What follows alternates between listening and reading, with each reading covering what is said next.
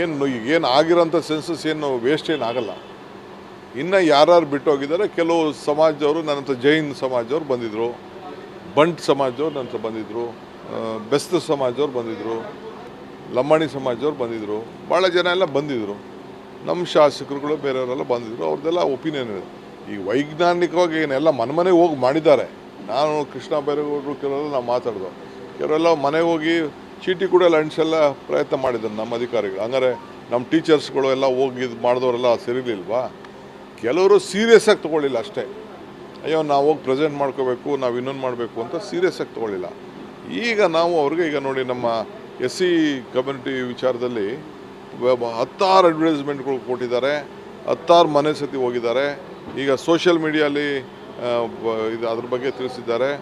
ಆಮೇಲೆ online registration ಮಾಡ್ಕೊಳ್ಳಿ. ಈಗ ಕೆಲವರು ಯಾರೋ, ಈಗ ನೀವು ಡೆಲ್ಲಿಲಿ ಕೆಲಸ ಮಾಡ್ತಾಯಿದ್ದೀರಾ, ನೀವು ನಾಳೆ ಬೆಂಗಳೂರಲ್ಲಿ ಬಂದು ಕೊಡೋಕ್ಕಾಗಲ್ಲ.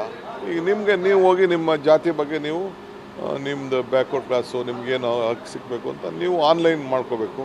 ಅದೆಲ್ಲ ಒಂದು ಅವಕಾಶ ಮಾಡಿಕೊಡ್ಬೇಕು ಅಂತ ನಮ್ಮ ಸರ್ಕಾರ ಹೇಳಿದೆ. ನಮ್ಮ ಪಕ್ಷ ಅವರು ಹಿರಿಯರಾಗಿ ನಮ್ಮ ತಂದೆ ಸ್ಥಾನದಲ್ಲಿ ಇರೋರು ಅವರು ನಮಗೆ ಗೈಡ್ ಮಾಡಿದ್ದಾರೆ. ನನಗೆ ಚೀಫ್ ಮಿನಿಸ್ಟರ್ಗೆ ಗೈಡ್ ಮಾಡಿದ್ದಾರೆ. ನಾನು ಪಕ್ಷದ ಅಧ್ಯಕ್ಷನಾಗಿ ಎಲ್ಲರ ಭಾವನೆಯನ್ನು ನಾನು ತಿಳಿಸಿದ್ದೀನಿ.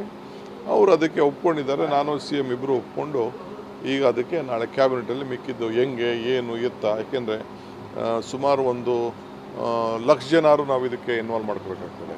ಪ್ರಬಲ ಸಮುದಾಯಗಳಿಗೆ ಕಾಂಗ್ರೆಸ್ ಹೈಕಮಾಂಡ್ ಮಣಿದಿದೆ ಅನ್ನುವಂಥದ್ದು. ಯಾಕಂದ್ರೆ ಕಾಂಗ್ರೆಸ್ನಲ್ಲೇ ಸಾಕಷ್ಟು ಪರ ವಿರೋಧ ಇತ್ತು. ನಿನಗೂ ಮಣಿದಿದ್ದೀವಲ್ಲ, ಅಲ್ಲ ನಿನ್ನೆ ನಡೆದಂತ ನಿನಗೂ ಮಣಿದೀಗ ನೀನು ಮಾತಾಡ್ತಾ ಇರೋದಕ್ಕೂ ಮಣದು ನಾನು ಮಾತಾಡ್ತಾ ಇದ್ದೇನಲ್ಲ. ನಿನಗೂ ಮಣಿದಿದ್ದೀವಿ, ಎಲ್ಲರಿಗೂ ಮಣಿದಿದ್ದೀವಿ. ಸರ್, ಒಕ್ಕಲಿಗ ಸಮುದಾಯ ಹಾಗೆ ವೀರಶೈವ ಸಮುದಾಯ ಇದಕ್ಕೆ ವಿರೋಧ ವ್ಯಕ್ತಪಡಿಸಿತ್ತು. ಇದರ ಒತ್ತಾಯಕ್ಕೆ ಕಾಂಗ್ರೆಸ್ ಈ ನಿರ್ಧಾರವನ್ನು ಕೈಗೊಂಡಿದೆ. ಸಿದ್ದರಾಮಯ್ಯನವರಿಗೆ ದೊಡ್ಡ ಮಟ್ಟದ ಹಿನ್ನಡೆ ಅನ್ನುವಂಥದ್ದು ವೀರಶೈವ ಸಮಾಜ ಮಾಡಿದೆ. ನಿನ್ನೆ ನನಗೆ ಒಕ್ಕಲಿಗ ಸಮಾಜದವರು ಮಾಡಿದ್ರು, ಬೇರೆ ಸಮಾಜ ಸ್ವಾಮಿಗಳು ನಂತರ ಮಾತಾಡಿದ್ರು.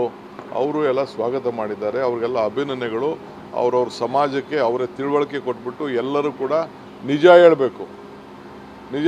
ಸುಮ್ಮನೆ ಏನೇನೋ ಹೇಳ್ಬಾರ್ದು. ನಾಳೆ ಬೆಳಗ್ಗೆ ಸರ್ಟಿಫಿಕೇಟ್ ಹಂಗೆ ಸಿಗಲ್ಲ.